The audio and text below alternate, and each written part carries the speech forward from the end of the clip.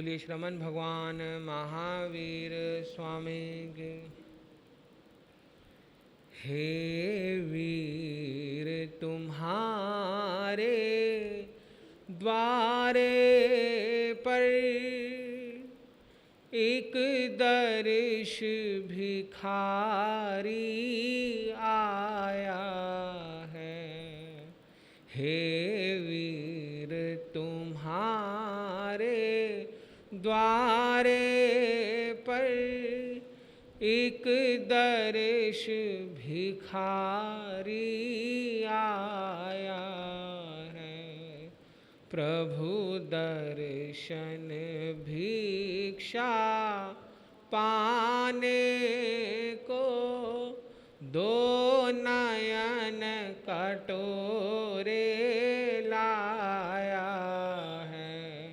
प्रभु दर्शन भिक्षा पाने को दो नयन कटोरे लाया है। हे वीर तुम्हारे द्वारे पर एक दर्श भिखारी आया है। एक दर्श भिखारी आया है। नहीं दुनिया में कोई मेरा है, नहीं दुनिया में कोई मेरा है। आफत ने मुझको घेरा है, आफत ने मुझको घेरा है। प्रभु एक सहारा तेरा है। प्रभु एक सहारा तेरा है। जग ने मुझको ठुकराया है, जग ने मुझको ठुकराया है। हे वीर तुम्हारे द्वारे पर एक दर्श भिखारी आया है। एक दर्श भिखारी आया।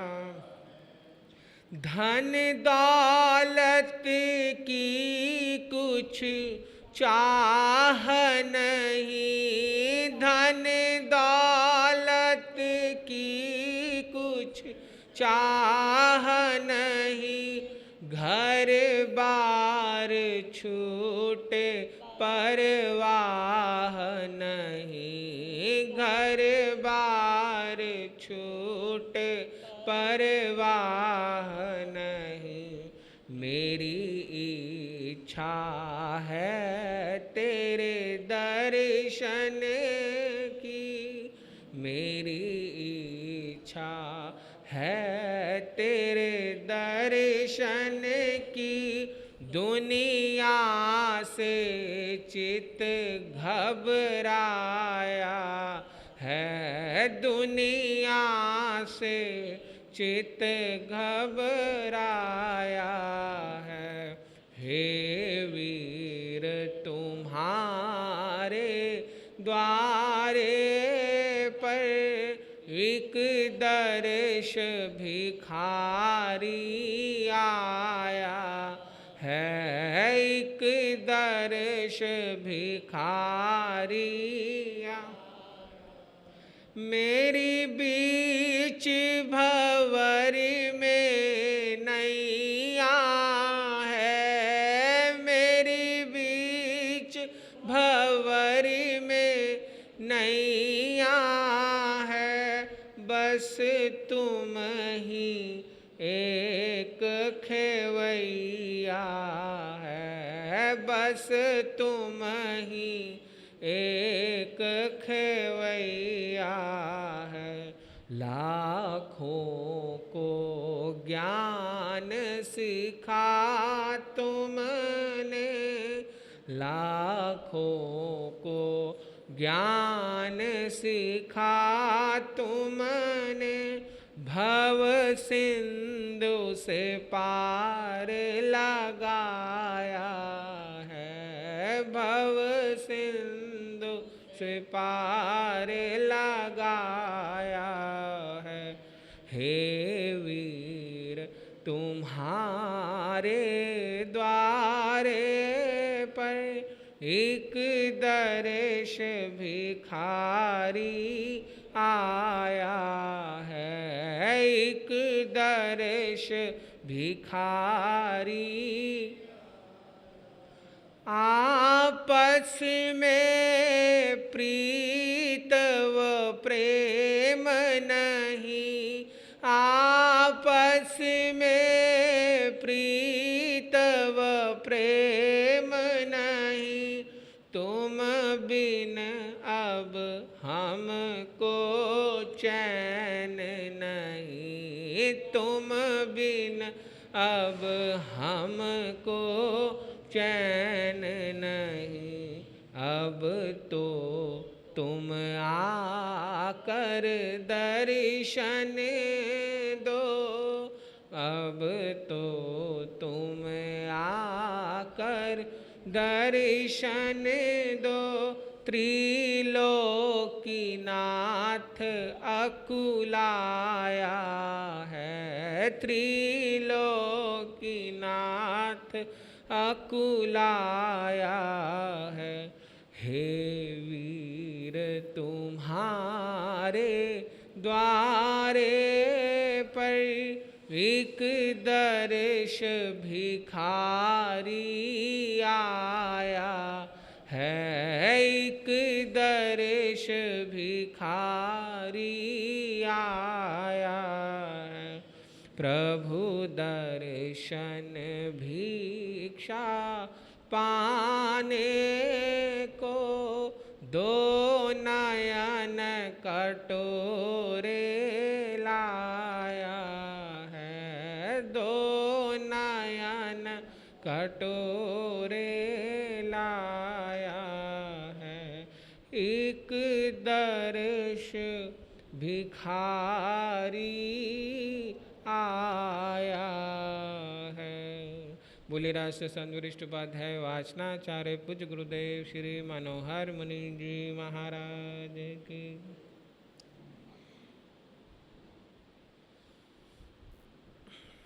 चैता भारहावासं चकवटी माही दियो, संति संति करे लोए, पतो गई मानो तरम। परम श्रद्धेय परम पूजनीय राष्ट्र संत वरिष्ठ उपाध्याय वाचनाचार्य पूज्य गुरुदेव भगवान एवं पाठ पर विराजमान उत्तर भारत गौरव उप प्रवर्तक पूज्य गुरुदेव के चरणों में कोटि कोटि वंदन। उपस्थित धर्म प्रेमी बंधुओं, माताओं तथा बहनों, कल हमने गुरु कृपा से एक शास्त्र के आगम के ग्रंथ के सूत्र के विषय में सुनना प्रारंभ किया और वो सूत्र का आगम का नाम है ज्ञाता धर्म कथा। इस विषय पर कल आपने सुना। अपने इसी विषय को और आगे बढ़ाता हुआ अल्प बुद्धि के माध्यम से गुरु चरणों में बैठकर जो थोड़ा बहुत सीख पाया हूँ उसी में से कुछ आपको सुनाने का, बताने का, समझाने का प्रयास करूँगा। कि कल आपने आगम के बारे में सुना कि आगम क्या है, सूत्र क्या है, कि जो हमें एक धागे में पिरोकर रखता है। वो धागा है संस्कारों का, वो धागा है चारित्र का, वो धागा है आचरण का, वो धागा है धर्म का। जब एक सूत्र में हम इन सभी चीज़ों को पिरो लेते हैं, वो सूत्र बन जाता है। मगर जितना भी हम पढ़ें, प्रारंभ एक ही बात से होता है जो अत्यंत महत्वपूर्ण है, अत्यधिक चिंतन करने योग्य है, कि सम्यक दर्शन के बिना जीवन में चारित्र स्थापित नहीं हो सकता। किसके बिना? सम्यक दर्शन के बिना। सम्यक दर्शन क्या? कि सही देखना।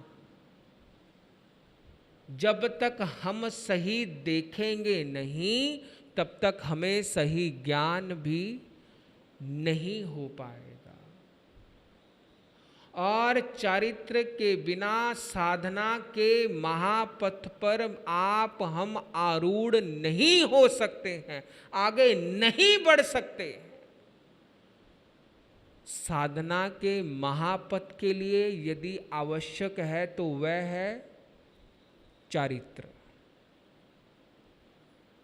चारित्र पाने के लिए यदि कोई महत्वपूर्ण है तो वह है सम्यक दर्शन। जब हमारे जीवन में सम्यक दर्शन आ जाता है, सम्यक दर्शन से हमारे जीवन में चारित्र आ जाता है, जब हमारे जीवन में चारित्र आ जाता है तो साधना आ जाती है। जब साधना आ जाती है तो हम मुक्ति के महापथ पर बढ़ जाते हैं, आरूढ़ हो जाते हैं। ये चारित्र का महत्व है। धर्म कथा को ही सत्य कथा कहा जाता है, क्योंकि धर्म में असत्य कुछ भी नहीं है, कि जो कुछ है वो सत्य है। गीता में कहा है, कृष्ण अर्जुन को कहते हैं कि जो व्यक्ति दान, धर्म, तपस्या, कर्म निस्वार्थ भाव से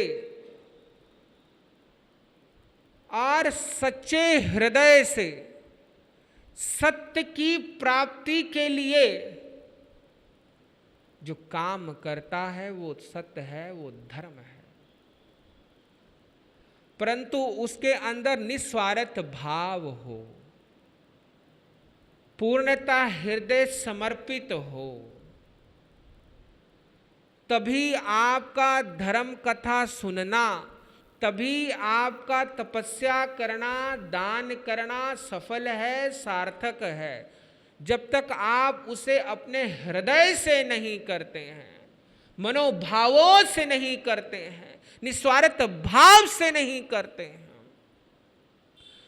क्योंकि एकमात्र धर्म कथा ही ऐसा एक माध्यम है, मीडियम है, आधार है, आलंबन है, सहारा है, जिससे हम सिद्धांत की बातों को आसानी से समझ सकते हैं, तत्वों की बातों को, गूढ़ रहस्यों को सरलता से, सुगमता से, सहजता से अपना ज्ञान को बढ़ा सकते हैं, ज्ञान क्रोश को बढ़ा सकते हैं।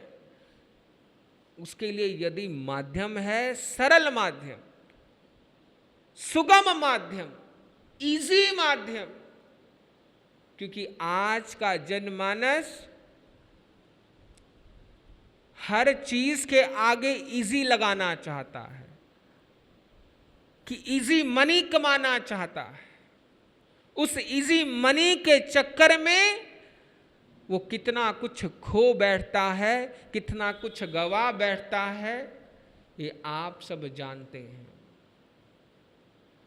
वो इजी धर्म करना चाहता है, इजी से पाप कर्मों की निर्जरा करना चाहता है, इजी से वो पुण्यों का अधिक उपार्जन करना चाहता है। परंतु ये कोई भी काम इजी से, आसानी से, सहजता से, सुगमता से, सरलता से नहीं होगा। इसके अंदर आपको पुरुषार्थ करना पड़ेगा। जैसे अर्थ आगम और शब्द आगम कि जो प्रभु ने अर्थों को फरमाया, बताया, समझाया, गणधरों ने, आचार्यों ने शब्दों में उसे गूंधा, वो कोई आसान इजी काम नहीं था जो आज आप इतनी सहजता से, सरलता से आगमों को पढ़ सकते हैं, सुन सकते हैं, समझ सकते हैं। केवल खाना इजी है, आसान है, परंतु उसके लिए कमाना बहुत मुश्किल है। इसलिए धर्म सुनना आसान है, परंतु चरित्र में लाना, आचरण में लाना ये अत्यंत मुश्किल है। परंतु इस मुश्किल को आसान यदि कोई करता है तो धर्म कथा करती है, क्योंकि कथा ही एक ऐसा माध्यम है, उदाहरण ही एक ऐसा विकल्प है जिससे हम जैन आगमों के या किसी भी धर्म के गूढ़ रहस्यों के बारे में हम जान सकते हैं, समझ सकते हैं। सुनी के जाने धर्म को, सुने दुर्बुद्धि होए। सुनी के जाने धर्म को, सुने दुर्बुद्धि तजे होए। सुने के ज्ञान प्राप्त हो, सुनी मोक्ष पद पाए। कि सुन के ही व्यक्ति धर्म को जान सकता है, धर्म को जानने के बाद दुर्बुद्धि को छोड़ सकता है, त्याग सकता है, और सुन के ही व्यक्ति ज्ञान को प्राप्त कर लेता है और उसके बाद वो मोक्ष का वर्ण कर लेता है। ये धर्म श्रवण करने का लाभ है, और ये लाभ कथा का माध्यम है। कहानियां, दृष्टांत, उदाहरण। बहुत सुंदर बात तुलसीदास जी कहते हैं, राम कथा के बारे में। राम कथा शशिकरण समाना, कि राम कथा चंद्रमा की राशि किरणों के समान है। संत उसका सरलता से, सुगमता से संसार के लोगों को समझाते हैं, बताते हैं, बोध करवाते हैं। अघात शब्द का यहां प्रयोग किया है कि उसको आसानी से धर्म कथा को, चंद्रमा की राशियों को, रश्मियों को, किरणों को हमारे हृदय में डालते हैं, और जो धर्म कथा सुनने के बाद उस पर अमल नहीं करता है, वो कहते हैं कि जैसे बिल में सांप बैठा है, उसके कान नहीं हैं, ऐसे ही धर्म कथा, सत्संग में आने का, धर्म कथा सुनने का आपको कोई लाभ नहीं होगा। यथा समय आप सत्संग की महिमा का, संत महिमा का, महापुरुषों की महिमा का गान करते रहते हैं, दोहराते रहते हैं, चितारते रहते हैं, वो भी सत्संग है, वो भी कर्म निर्जरा है। मैं अक्सर कहता हूं कि ज्ञान प्राप्ति के दो ही माध्यम माने गए हैं, एक श्रवण और दूसरा स्वाध्याय। जीवन में जब स्वाध्याय आ जाता है, 6 आभ्यंतरिक तपों में से एक तप है स्वाध्याय। स्वाध्याय के अनेकों लाभ हैं। जिसका मन चंचल है, स्वाध्याय से मन स्थिर हो जाता है, मन धर्म में नहीं लगता। स्वाध्याय करने से मन, इंद्रियां, नेत्र जो इधर उधर भटकते हैं, वो स्वाध्याय करने से स्थिर हो जाते हैं। स्वाध्याय के 5 अंग हैं: वाचना, पृच्छना, अनुवर्तना, अनुप्रेक्षा और 5वां आता है धर्म कथा। कि वाचना क्या? कि शास्त्रों की वाचना करना, उन्हें पढ़ना। अंतगढ़ सूत्र की हम प्रश्नों के पर्व में क्या करते हैं? वाचना करते हैं। कि हमने पहले किसी सूत्र का, किसी आगम का, किसी ग्रंथ का स्वाध्याय किया, पढ़ा, उसकी वाचना की, और आगे बढ़ने से पहले यदि आज बात करें कि धर्म शास्त्र आगमों को पढ़ने में आज कितनी रुचि है, कौन पढ़ता? हमारे वाचनाचार्य वरिष्ठ उपाध्याय पूज्य गुरुदेव भगवान के दर्शन करने के लिए अनेकों साधु साध्वी आते रहते थे। तो कभी बैठे, वार्ता चलती, बातचीत होती, तो संत साध्वी अक्सर सहज में कह देते कि गुरु महाराज आजकल कोई शास्त्र सुनना पसंद नहीं करता है। गूढ़ रहस्यों को जानना जो शुष्क है, कठिन है, जटिल है, जो आज का जनमानस सरलता से समझ नहीं पाता है, उसकी रुचि नहीं बन पाती है, उसका आकर्षण नहीं बन पाता है, उसका मन नहीं लग पाता है, इसलिए आज का श्रावक श्राविका गृहस्थी धर्मशास्त्र सुनने में इतनी रुचि नहीं रखते हैं। तो गुरुदेव उनको अक्सर कहते थे कि वो सुनने में रुचि रखें या ना रखें, परंतु आप सुनाने की रुचि जरूर रखें। अब ये आपका गुण है, ये आपकी कलाकारी है कि आप कैसे श्रोता के हृदय भावों को अपने शब्दों की ओर आकर्षित करते हैं और प्रभु की वाणी को अपने हृदय में धार कर उनके हृदय में कैसे संप्रेषित करते हैं, ये आपके ऊपर निर्भर करता है, ये वक्ता के ऊपर निर्भर करता है। परंतु जिन शासन के पाठ पर बैठने से पहले आप यही विचार करें कि मैं इस पाठ पर बैठकर शास्त्र सुनाऊंगा।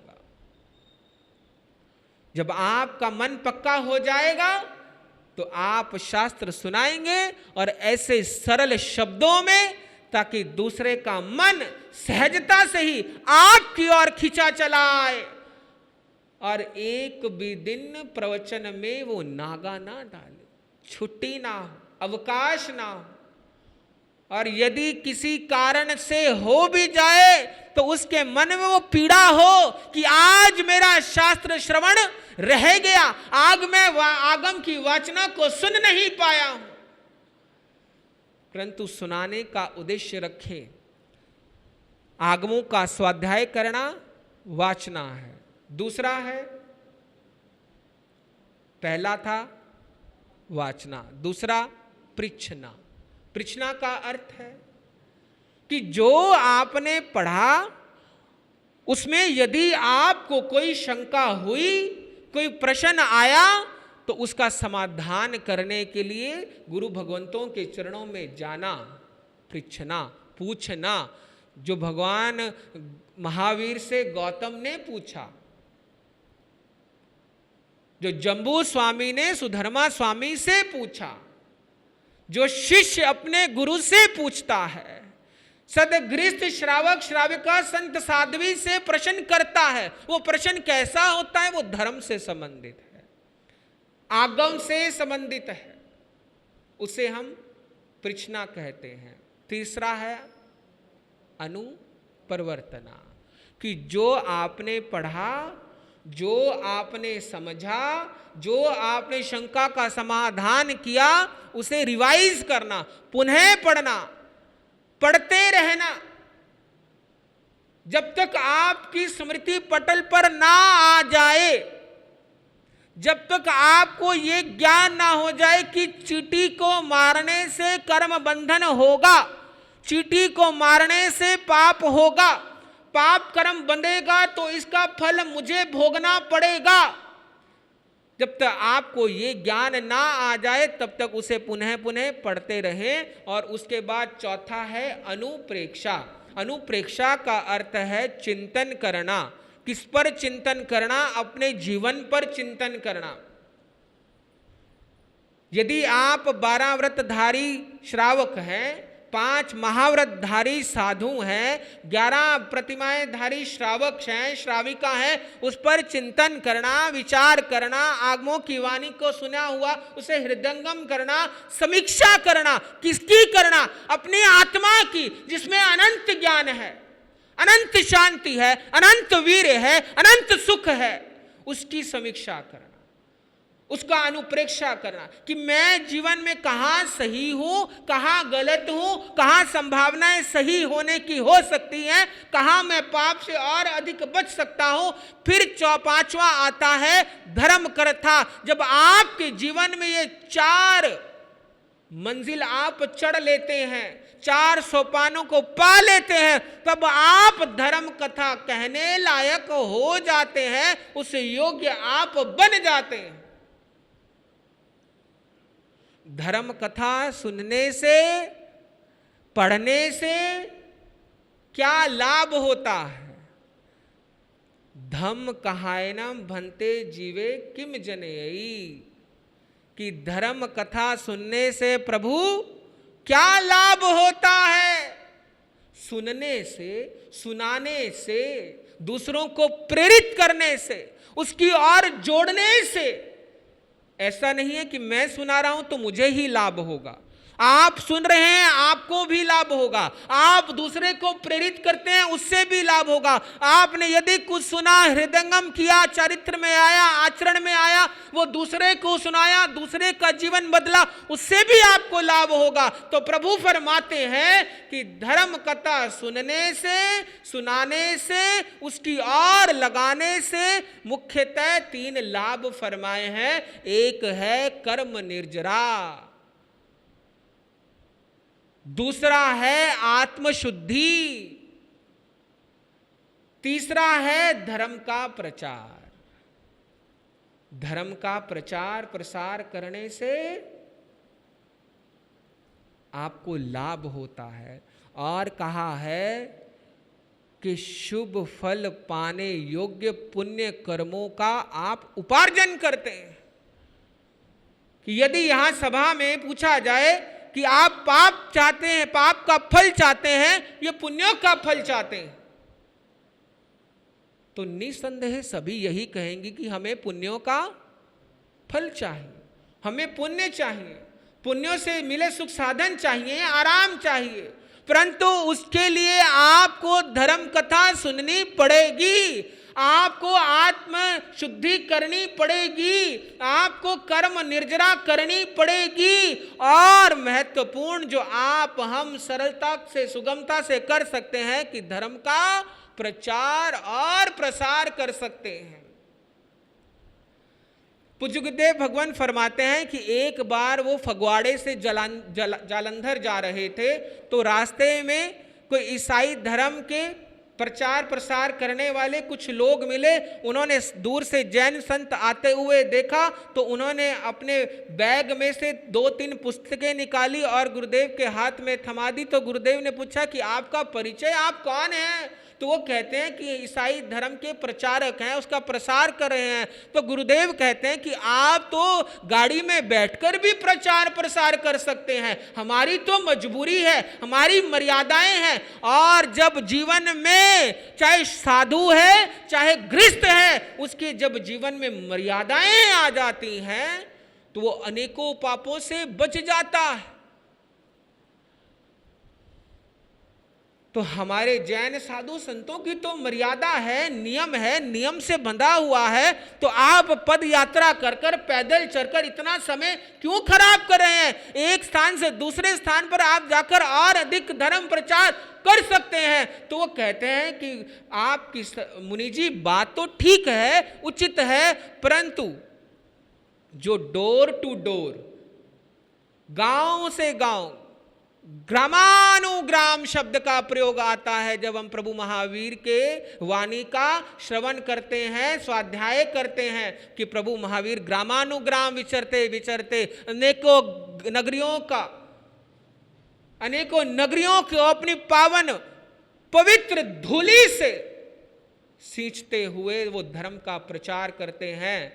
तो इसी भाव से कि डोर टू डोर, कि गरीब को भी उतना ही लाभ मिले, अमीर को भी उतना ही लाभ मिले और अधिक धर्म का प्रचार हो सके, इस उद्देश्य से हम पद यात्रा करते हुए अपने धर्म का प्रचार और प्रसार करते हैं। यही बात प्रभु फरमा रहे हैं कि आप इस पुण्य के भागी बन सकते हैं, पुण्य लाभ का उपार्जन कर सकते हैं। कैसे? कि आप धर्म प्रचार करने में सहयोगी बने।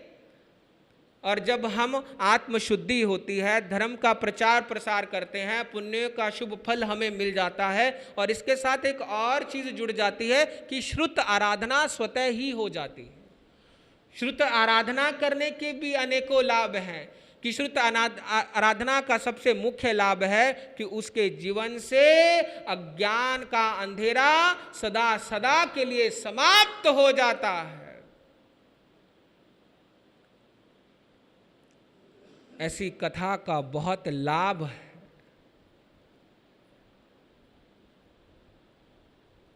ज्ञाता धर्म कथा में 2 स्कंद हैं, एक में 19 है और एक में 10 है। अनेकों कथाएं हैं, दृष्टांत हैं, और इन कहानियों को पढ़कर सुनकर हमारे जीवन में त्याग आता है। उन्हें पढ़कर सुनकर हमारे जीवन में वैराग आता है। उन्हें पढ़कर सुनकर हम तत्वों को, सिद्धांतों को जान पाते हैं, नियम मर्यादाओं को समझ पाते हैं, अपने इंद्रियों को, विषयों को नियंत्रण में कर पाते हैं। धर्म कथा सुनने के अनेकों लाभ हैं। आप आएं और हम जल्द ही गुरु कृपा से ज्ञाता धर्म कथांग प्रारंभ करेंगे। अपने विषय को यहीं विराम देता हूँ। आज का चिंतन यही है कि धर्म कथा पाने योग्य आप बने और आत्मशुद्धि, धर्म प्रचार और पुण्य लाभ कमाने के योग्य बने, और अधिक नहीं। ओम शांति।